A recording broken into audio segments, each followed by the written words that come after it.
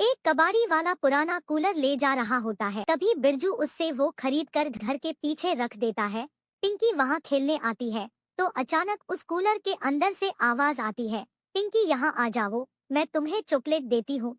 और उस कूलर के अंदर से चॉकलेट बाहर आकर पिंकी के सामने पड़ते हैं। जैसे ही पिंकी चॉकलेट को उठाने जाती है, वो कूलर अपने आप चालू हो जाता है और उल्टा घूमकर हवा को अंदर खींचने लगता है। पिंकी उस कूलर के अंदर चली जाती है और वो कूलर अपने आप चलने लगता है। एक आदमी कूलर को चलता देख उसके पीछे पीछे जाता है। तभी कूलर अचानक रुक जाता है, आदमी भी रुक जाता है, लेकिन कूलर एकदम पीछे घूमकर हवा खींचने लगता है और वो आदमी कूलर के अंदर चला जाता है।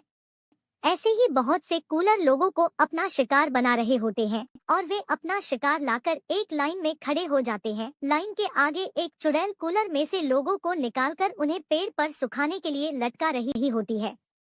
आसमान से एक चुड़ैल जमीन पर आकर एक जादुई पेड़ खड़ा करती है, उसे घुमाकर उस पर एक सोने का चमकता फल उगाती है और फिर अपने जादू से जमीन के नीचे 3 कांटे खड़े करती है और हवा में गायब हो जाती है। एक आदमी उस सोने के फल को देख लेने के लिए आगे बढ़ता है, लेकिन छलांग लगाते ही कांटों के बीच फंसकर मर जाता है। ऐसे ही सोने के लालची लोग उस चमकते सोने के फल को देखकर उसे लेने के लिए दौड़कर आते और खाई में गिरकर कांटों में फंसकर मर जाते। ना जाने कितने ही लोग उस फल के लालच के शिकार हो गए, लेकिन जैसे ही बाबाजी ने उस पेड़ पर सोने के फल को देखा, तुरंत उन्होंने उस पर आग बरसाना शुरू किया। आग की बड़ी बड़ी लपटों में वो फल भी जल गया और वो पेड़ भी जलकर काला पड़ गया। फिर बाबाजी ने जमीन में एक जादुई गोला फेंक कांटों को भी जला दिया और फिर प्रार्थना करने बैठ गए ताकि मरे हुए लोगों की आत्मा को शांति मिल सके।